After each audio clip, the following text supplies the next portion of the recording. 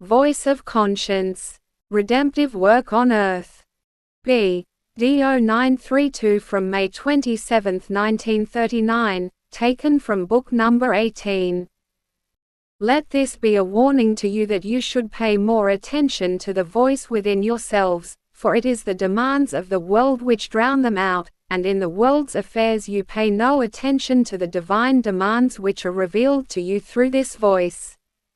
And therefore the earthly struggle is the only means, for it is most likely to cause you to consult yourselves, and this can be beneficial to your inner life.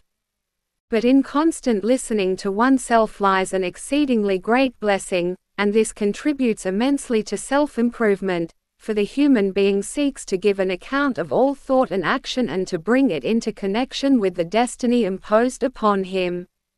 And the human being's thinking is even more stimulated in cases where it concerns direct manifestations of divine will. These will correspond with what the human being himself perceives in the form of the inner voice, the conscience.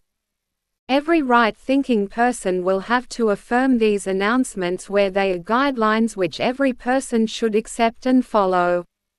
The divine will not make an opposing sense. The same thing will always be demanded of everyone. To live in love for God and one's neighbor. And everyone will profoundly recognize the injustice of his actions if he acts in a way contrary to the divine commandments.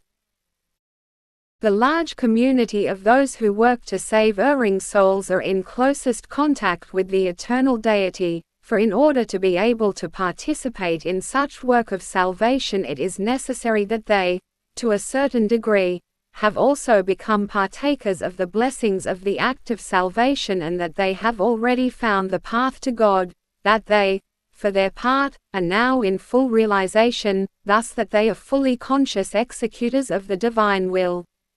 Consequently, the human being who serves the Lord on earth in such a way that he willingly helps the erring souls has fulfilled all prerequisites in order to attain a certain degree of maturity, for he now does everything on earth on God's behalf, since his will constantly influences him, and the earthly child consciously and voluntarily complies with this divine will.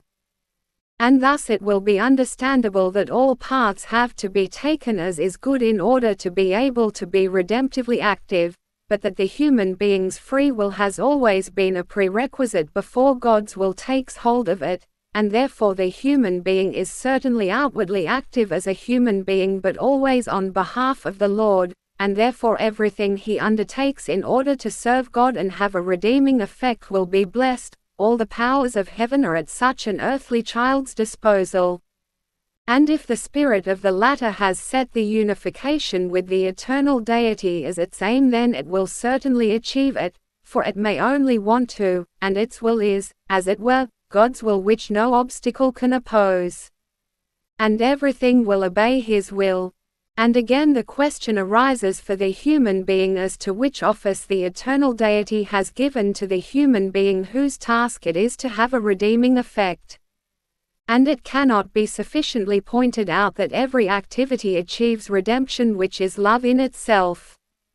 Only love can signify redemption, only in love does God work himself, and therefore directly. And whatever God does must ultimately bring salvation to unsaved beings. For every work came into being through God's love only for the redemption of all spiritual beings which are in a banished state through their own fault. People's spiritual state on earth does not allow for complete redemption as long as love is switched off in all people's thoughts and actions.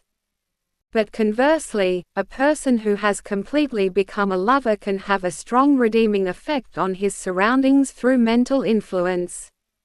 In deepest agreement with the eternal deity, he can make all strength from God his own, and with the help of this strength assist the entities around him and likewise awaken their spirit, and the slightest prayer to the Father calls for this strength. However, the eternal deity does not allow the path to realization to be completely bypassed, so that a being can effortlessly attain what is the purpose of earth life.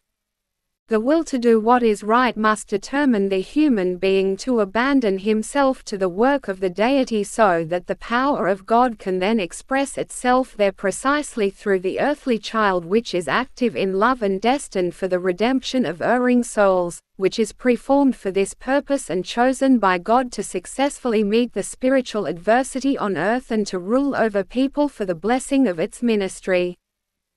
Amen.